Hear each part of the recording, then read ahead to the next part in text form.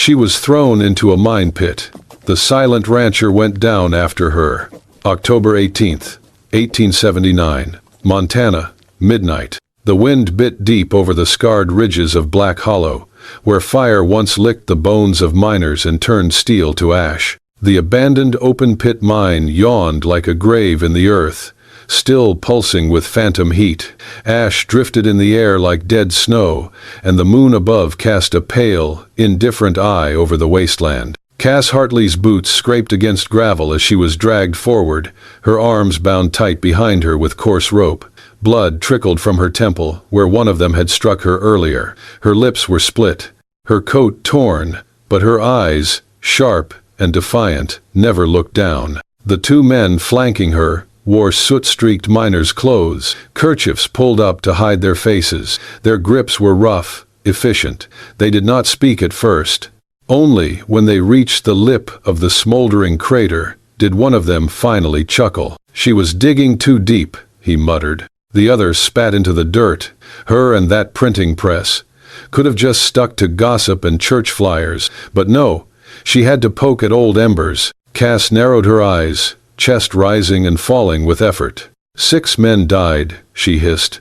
"You left them in there, locked the shaft door, called it an accident. You want justice," the taller one said, tightening his grip.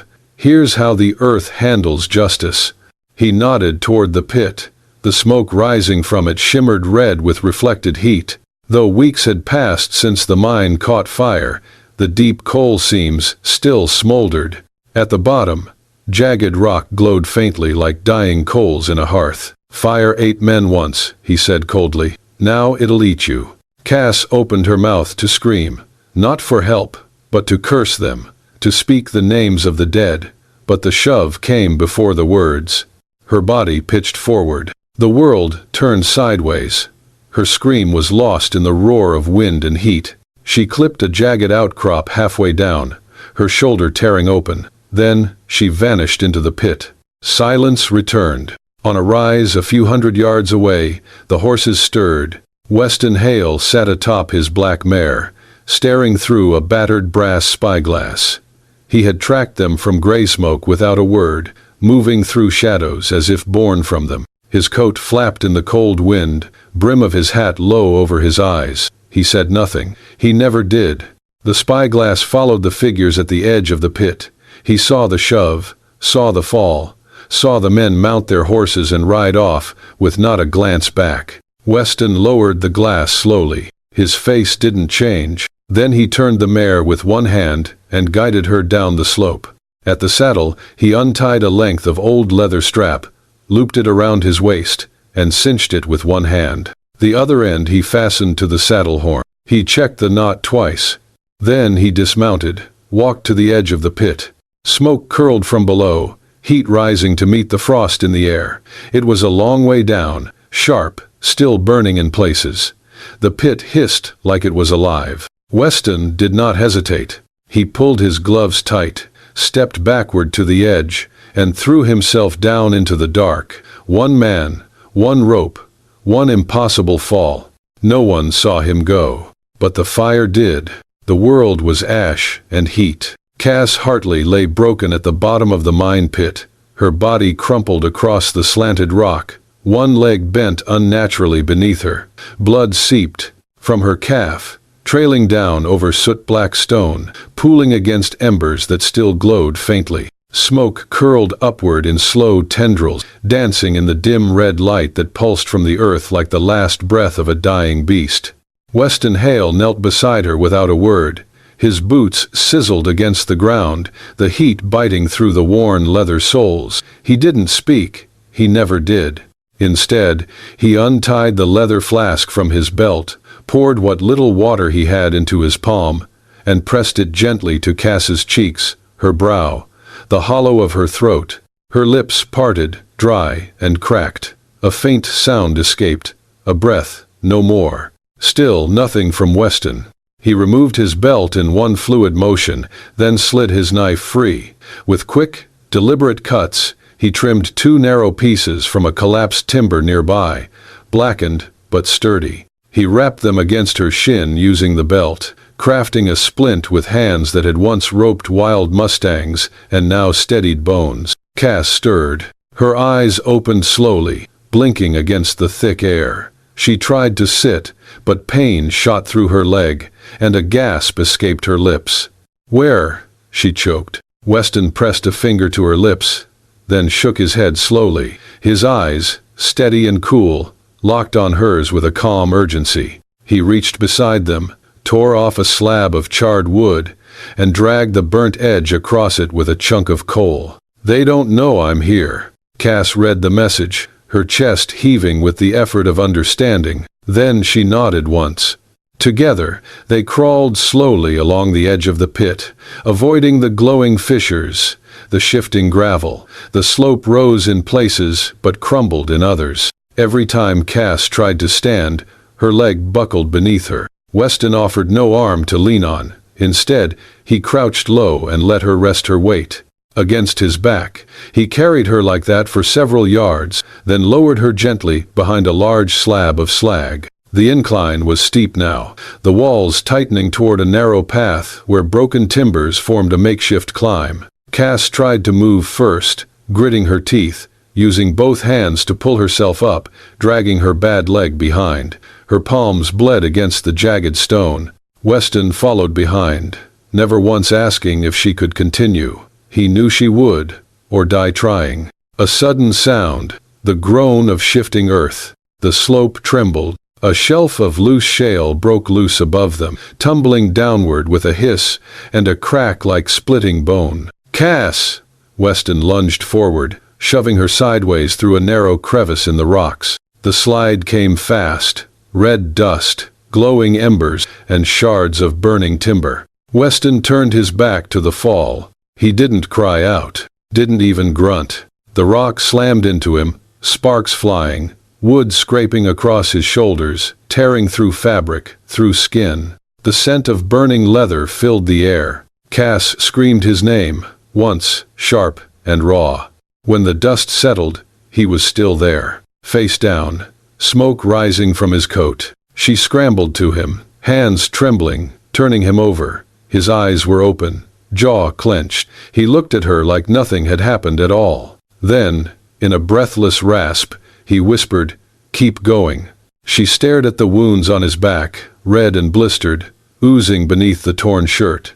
Her own pain vanished in the shadow of his. She nodded again, fighting back tears. With Weston leaning against her now, they moved slowly through the last stretch of the pit, the red glow behind them fading. They hadn't escaped yet, but the silence of death was broken, and life, stubborn, searing, unspoken, had chosen to stay. The old shack creaked in the wind, its warped boards whispering with every gust, like the ghosts of men who once took shelter here. Cass dragged Weston inside, the door hanging crooked on rusted hinges. Moonlight filtered through a hole in the roof, casting pale light on cracked floors and a leaning beam in the center of the room. She lowered him onto a bed of old canvas sacks. His breath came shallow, lips pressed tight. Blood had soaked the back of his shirt where the rocks had torn into his flesh. His skin was blistered, angry red. He didn't flinch. He hadn't made a sound since the rockfall. Cass ripped a strip of cloth from her petticoat, with shaking hands. Her fingers were slick with his blood as she pressed the makeshift bandage to his shoulder. He sucked in air but didn't pull away. "You should have died," she whispered. Weston didn't answer. She cleaned the wound the best she could, pouring what remained of their water over the burns. He winced, muscles twitching, but stayed still. "Why?" she finally asked, voice brittle. "Why did you jump in after me? You don't even know me." He sat up slowly, meeting her eyes in the flickering firelight. Then, wordless as ever, he stood and walked to the central beam of the shack. With one hand, he drew his knife from his belt. The blade caught the moonlight. He leaned close to the wood and began to carve, slow and deliberate. Cass approached, squinting at the jagged letters as they formed. "I know what it feels like to be left to die." The silence that followed was louder than any cry. She looked at him differently. The shadows softened on his face. Not a stranger, not just the cold rancher on the hill, a man who'd crawled out of fire before, and had never really left it. He sat again, back against the wall, and she sat across from him. "I found something," she said after a long pause. "In the mayor's office." His eyes flicked toward her. She reached into the inner pocket of her coat, pulling out a folded sheet of yellowed paper, the ink smudged but legible. Ledger from the mine. Payments made to fake names. Shutdown costs recorded weeks before the explosion. They knew it was coming. He took it from her carefully, studying the names. "I was going to print it," she said. "My father warned me not to. Said there were men who wouldn't let that kind of truth out. The night before I was taken, someone broke into the shop, ransacked it. My father was gone by morning." "You think they took him?" Weston asked, voice rough, rarely used. She looked down. "I don't know. I just know I had to run." He handed the paper back. Outside, a twig snapped. Cass's body went rigid. Weston's eyes narrowed. Another snap. Then hoofbeats. Faint, but closing in. He moved fast, silently, and pulled her toward the back wall, lifting a warped floorboard beneath an old bench. A narrow crawl space revealed itself, a forgotten root cellar, dark and shallow. "In," he said. She didn't argue. He followed her down just as a shadow crossed the window, a figure dismounting. The sound of boots on the porch. A pause. Cass lay flat on the cold earth, Weston beside her, his hand gently covering her mouth. Above them, the floor groaned under weight, a heavy step. Cass could see the beam of a lantern through a crack in the floorboard. Ash fell from the soles of the man's boots as he moved. Then, silence. They waited. Seconds stretched. Finally, the boots moved again, toward the door. A hinge squealed. Then the sound of a horse shifting. And then, nothing. Cass breathed out. Weston slowly removed his hand. They lay there in the dirt, faces inches apart, breaths mingling. "You saved me again," she whispered. Weston said nothing, but in the dark, he reached out and touched her hand just once. That was all. In gray smoke, the news spread like prairie fire. Local journalist perishes in mine accident. Read the headline sprawled across the front page of the Gray Smoke Gazette. Beneath it, a somber column painted a tidy picture of tragedy. Cass Hartley had fallen into the abandoned Black Hollow pit during an unauthorized investigation. No remains were recovered. No foul play suspected. Just an unfortunate accident. Regrettable, yes, but neatly concluded. By midday, the townspeople had already folded the truth into something they could live with. The mine had always been a cursed place, they muttered over coffee and prayer. Ought to have been sealed up years ago. Some offered pity, lowering their voices in respect for the dead. Others clucked their tongues and muttered that maybe Cass Hartley should have kept her nose out of men's business. But one man did not believe it. Noah Calder, the town's blacksmith, stood under the awning of his forge, the paper gripped in hands made thick with callus and time. His beard, silvered by soot and years, twitched as he read. His lips were a thin, unmoving line. He read the story once, then again, a third time. Not a single word rang true. He had known Cass since she was a child, bold, stubborn, and too sharp to die stupid, and he knew Weston Hale.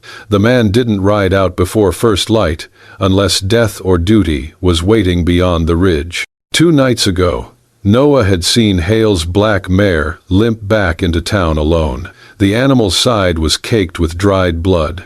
A long tear marred the saddle's flank. And tied around the reins, not flapping loose, but knotted tight, was a strip of dress fabric, pale blue turned gray with ash. It wasn't torn in desperation. It had been tied with care, with intent, a marker, maybe, or a message. Noah had seen war. He knew the difference between panic and planning. He'd stood over craters after mine collapses. He could read the story told in dirt and blood and thread. So he didn't go to the sheriff. Didn't tell the barkeep or gossip in the churchyard. He simply folded the cloth and placed it beneath his workbench, beside his iron and fire, and waited. 2 mornings later, a boy came barreling into his shop, barefoot, face streaked with dust, no more than 10 years old. "Mr. Calder," the boy huffed, breath catching in his chest. You fix horseshoes for Weston Hale?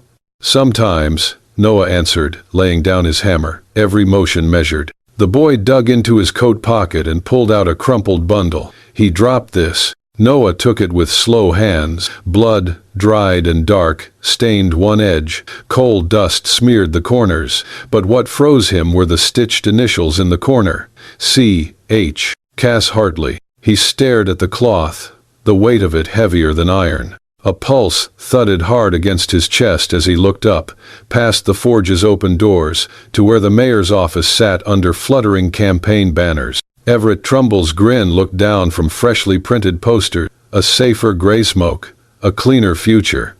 Noah's jaw tightened. He folded the cloth carefully, laid it beside the first, and pressed his hand flat over both, as if swearing a silent oath. He said nothing. But when he stoked his forge that afternoon, the fire rose higher, brighter, hungrier. Beneath a leaden sky, snow whispered across the ridge in fine sheets, painting the hills of Montana in white silence. Cass and Weston moved carefully along a narrow trail that cut between drifts and pine, their boots sinking into frost-crusted earth. The forest around them held its breath. Behind them, the first crack rang out, a rifle, distant but sharp. Weston spun, eyes scanning the tree line. "Keep low," he said, voice a hush. Cass's breath clouded in the cold air. "They found us." No need to answer. The second shot confirmed it, closer now, echoing off stone and snow. They broke into a run. Branches clawed at Cass's coat. Weston kept ahead, his wide shoulders carving a path through the underbrush. She stumbled once, nearly fell, but he caught her wrist without breaking stride.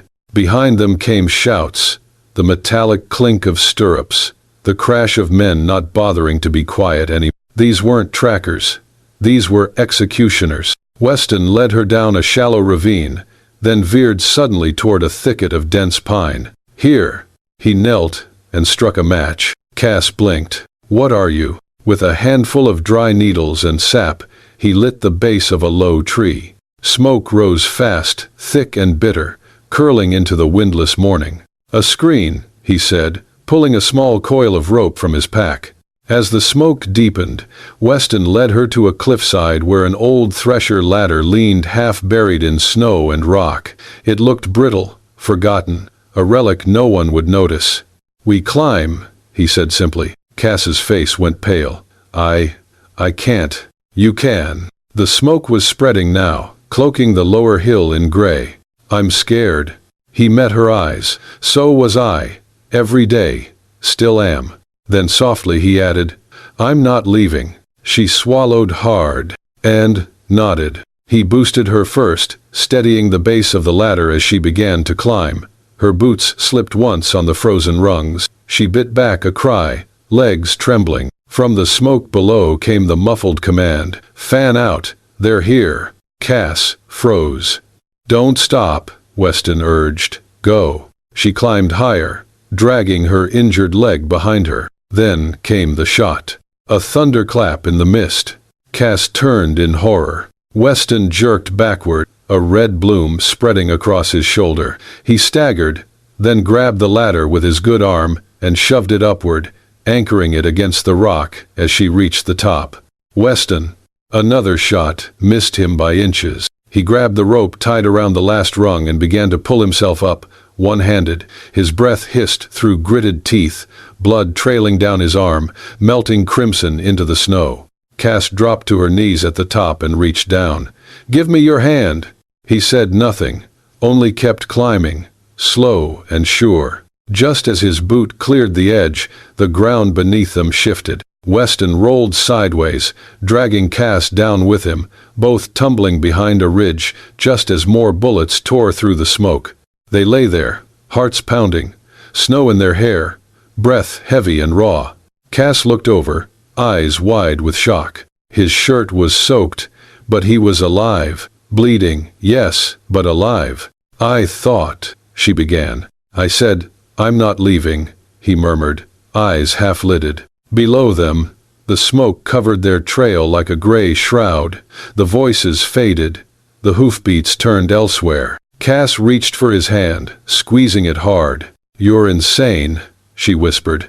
He gave her a crooked smile, blood on his teeth. "But you're mine," she added. The only answer was his head resting back in the snow, eyes watching the clouds drift past, like he trusted the mountain, the sky, and her to carry him now. The cabin sat quiet beneath a ridge of tall firs, half buried in snow, forgotten by time and untouched by men for years. Its walls leaned from age, and the roof had lost more shingles than it kept, but it still stood, barely. Weston had said nothing when they reached it, just limped across the threshold and let the memories take him. Inside, the air smelled of old ash, pine, and dust. A fireplace gaped black in the corner, and a single cot, long unused, sagged against one wall. Cass helped Weston lie down, his body sagging under the pain he'd been carrying in silence. She built a small fire with dry wood from a hidden cache, then turned to tend his wound. He sat shirtless, the firelight dancing across his scarred back and bloodied shoulder. She knelt beside him with a bowl of melted snow, dipping cloth into the warmth and pressing it gently to the wound. He didn't flinch. "You were burning," she whispered. "You didn't make a sound." "I've burned before," he said quietly. Cass paused, waited. He didn't look at her as he spoke, his eyes fixed on the fire. "My father was the manager of Black Hollow Mine 15 years ago. He knew the equipment was failing, knew they wouldn't fix it. They told him to keep quiet, so he did. The day the shaft collapsed, my little brother was down there, just started working."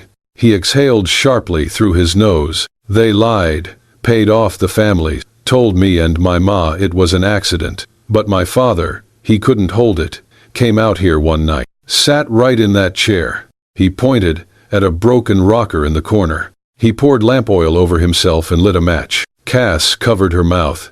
"I came home to smoke," he said. "Not fire, just smoke." Silence followed, thick and reverent. Cass set the cloth down. Her fingers hovered, unsure, then settled gently on his back. "I carry fire too," she said, "in my bones, since they took my father, since they tried to bury the truth with me." Weston turned to her then, his gaze steady, quiet. "You and me," he said, "we're the ones left to remember." She didn't answer, but she leaned in, resting her forehead to his. The fire cracked behind them. Snow tapped softly at the glassless window. Later, they lay together on the old cot, her arm draped over his chest, his hand resting atop hers. No words passed between them, no promises made, only breath, warmth, and the silent knowing that neither was alone anymore. Before sleep took them, Weston rose once more. He walked to the wall beside the hearth, where rough carvings marked names and dates, his father's, his mother's, and one etched deep with grief, Eli Hale, his brother. He took his knife. Beneath Eli's name, he carved a new line, "No more dying in fire." Then he sheathed the blade, looked back at the woman asleep in his bed, and let the fire warm his face until dawn. The town hall of gray smoke was packed wall to wall, the air thick with anticipation and cigar smoke. Lanterns swung from the rafters, casting flickers across stern faces and folded arms. The benches groaned under the weight of farmers, blacksmiths, housewives, and ranchers. Everyone had come for the final debate, a public forum before the election that promised either hope or more of the same. At the center stood Everett Trumbull, polished and confident behind the podium, his smile wide and gleaming like a preacher in Sunday whites. His voice carried smooth and strong. "Progress," he declared, "comes from discipline, from vision, from safety. That is what I offer this town." A wave of murmurs swept the crowd. Men nodded, arms crossed. Women exchanged glances, whispering in fans and lace gloves. Sheriff Brody sat near the front, his jaw set, unreadable. Then the doors slammed open like thunder. Heads turned, murmurs stopped. A woman near the aisle dropped her handkerchief. Cass Hartley stepped into the light. She wasn't a ghost, but she looked like someone who had outrun death. Her coat was stained with ash, her limp noticeable. She clutched a bundle of papers to her chest as if they were her shield. Her eyes, clear and sharp, scanned the room, fixing on faces that had printed her death and moved on. She walked the aisle, boots echoing on the floorboards. "I have something to say," she said, voice steady. Trumbull blinked, mask slipping. "Miss Hartley, I'm not dead," she cut him off. "Though you tried." Gasps broke the silence, like kindling to a flame. Sheriff Brody rose partway from his seat, unsure. Cass reached the front and laid the papers on the judge's bench. "This is a copy of the ledger I took from the mayor's office," she said. "It details payouts made to families of the Black Hollow victims, payments meant to keep them quiet." She lifted another sheet. "This is testimony from a miner who lived. He was ordered to lock the gate and walk away. Names, dates, all of it, right here." The hall began to shift, boots scraping, hands clenched, whispers blooming like weeds. Trumbull's face drained of color. "Lies. She's unstable. She spent a week in the woods. She spent a week running from your men," came a voice from the back. Every head turned. Weston Hale stepped into the aisle. No hat, his bandaged shoulder visible through his unbuttoned coat. He moved with calm certainty, each footstep tapping against the floor like a hammer to anvil. He joined Cass at the front, standing not behind her, but beside her. He looked out at the crowd, the same crowd that had stared at him for years as if he were a myth, a warning. "I was there," he said quietly. "I saw them push her. I brought her out." Near the front, someone whispered, stunned, "He talks." Weston's eyes didn't waver. "My father died trying to speak truth. My brother died because men like Trumbull covered it. I've lived in silence ever since, but no more." He swept the crowd with his gaze, slow and level. "I was born of fire, but I won't let it take another soul." The room froze. Lanterns seemed to pause their sway. No one breathed. Then a hand rose. Noah Calder, grimy apron, soot-dark fingers. "I saw the blood," he said. "I kept quiet. I shouldn't have." One by one, others stood. A laundress, a rancher, a store clerk. One by one, voices that had stayed quiet found the courage to rise. Trumbull stammered, "This is mob rule." "No," Sheriff Brody said, rising with his badge in hand. "This is justice." Cass turned to Weston. He didn't look at her, but his hand reached, fingers brushing hers. And in that simple touch, the crowd saw not a spectacle, but something far greater.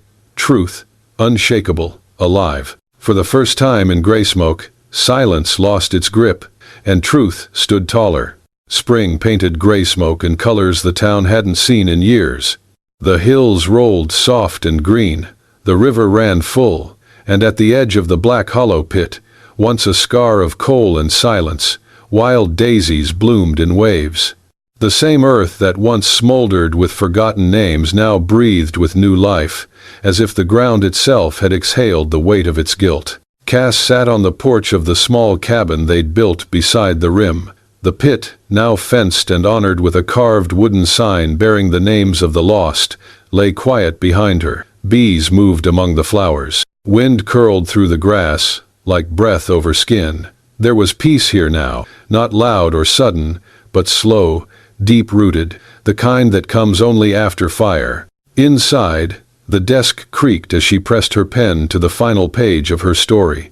"I was thrown into a hole meant to bury truth, left to burn, to vanish, to be forgotten. But someone came down after me, not because he had to, not for justice or glory. He came because stillness, to him, was worse than fire. Some men speak loudly. Weston Hale lived quietly, and he saved me, not just from the flames, but from forgetting that love can be found in the most broken ground." She paused, letting the ink dry, then signed it simply, Cass Hartley, Graysmoke, Montana. She closed the journal, tracing the leather binding with her fingers.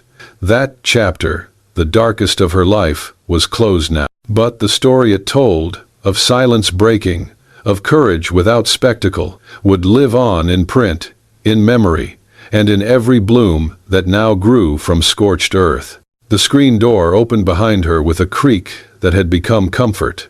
Weston stepped out, sleeves rolled, his shoulders still stiff in spring's damp air. He led their mare by the reins, humming low, a tune she didn't know but had started to love. He wore the same boots, the same scuffed belt, but his steps were easier now, not light, not quite, just unburdened. Cass watched him move, the way the morning light kissed his jawline, how he paused to let the horse nuzzle his palm. There was something sacred in the quiet between his breaths, something that made her heart ache in the softest way. He turned toward her, saw her watching, and smiled, just barely. It was enough to undo her all over again. Tears welled in her eyes, not from pain, not from memory, from something quieter, stronger, from the knowing that here, at the edge of all they'd endured, flowers had bloomed where ash once ruled, that they'd built something not in spite of fire, but because of it. He tipped his hat, that same worn thing he'd worn the night he dove into fire. His voice was low, familiar, steady. "Coming?" Cass stood slowly, folded the page, and tucked it inside her journal. Then she stepped off the porch and into the morning, barefoot among the daisies, each step a promise, not of what had passed, but of all that still lay ahead.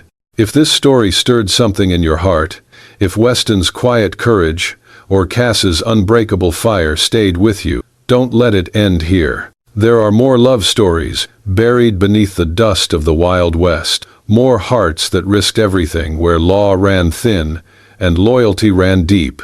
Hit that hype button if you believe love can climb out of any pit. And don't forget to subscribe to Wild West Love Stories, where every tale rides on grit, grace, and the kind of love that never stays silent. We'll see you on the next trail.